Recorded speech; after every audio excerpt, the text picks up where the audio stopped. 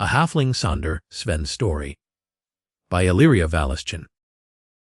As Sven enters the edge of town, he notices that everything has settled into the evening's routine. A lot of the shops have closed, and the docks have become completely quiet, with the loads from the boats already settled for the night, and the workers have all gone home. The smells of delicious food floating in the evening air causes a slight rumble to come from Sven's stomach. Shaking his head from the simple distraction, he continues on. Approaching the back of Kerp's small shack, Sven takes a look around, making sure that he is still alone and that no one else has followed. He places the pack on the ground and begins to pull at the tube, causing the casing around it to come off and the inside tube to fall out to the ground. Looking down and then back up, he lets out a breath of relief as he finds himself still alive. Putting the outer shell down, Sven goes about inspecting it, looking for any clues as to what this thing might be, or even who it could possibly lead to.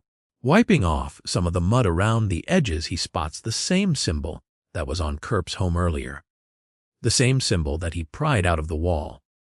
Quickly he pulls the metal plate out and begins to examine it, seeing that they are exactly the same. "Who is this person?" Sven says softly. "And what do they want with Kerp?" Setting the case down, he pulls the inside tube over and looks at it, finding a small little lock on the side. He goes over it more thoroughly, only finding the little lock. "Hem," he sighs out. He reaches into one of the outer pockets of his bag and looks for something to wedge into the latch. Unable to find anything in either pocket, he slams the tube onto the ground in pure frustration and flops to the side of it, grumbling irritably.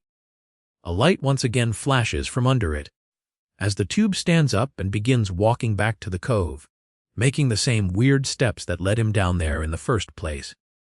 Perplexed by this strange movement, he picks up a nearby stick and hits it, intending to stop it, causing it to flash a bright red light, the same light that made him see stars the night before. "No! No, you don't!" Sven yells out, and then just begins to whack it over and over again. "Give me back my friend." The tube begins to pulse and flash, letting out little sparks as he goes about beating it with the stick. It rolls and bounces about. The weird little dance between the two is flashing across the yard from the light. Seeing that the stick in his hand is not doing nearly enough to destroy the tube, and it is making an escape towards the water, he searches the yard, trying to find anything that may help in his effort of destroying it. Spotting a larger chunk of wood leaning against the fence post, he picks it up, intending to smack the tube against the shack's back wall. Standing before it, he winds up and throws his entire weight into it, smacking the wooden board into the tube, sending it sailing through the air, causing it to land just a few feet shy of the building, but still with a satisfying thump onto the ground. "Give me back my friend," he yells.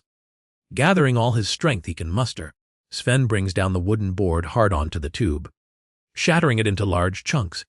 This instantly causes an ear-splitting ring, instantly dropping Sven to his knees in agony. "Oh, shut up," he screams out, but only muffled sounds can be heard through the ringing.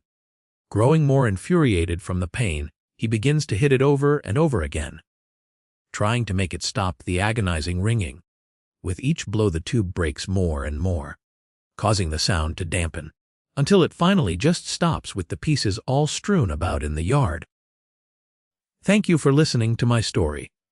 If you liked it, please like and subscribe and hit that bell for notifications.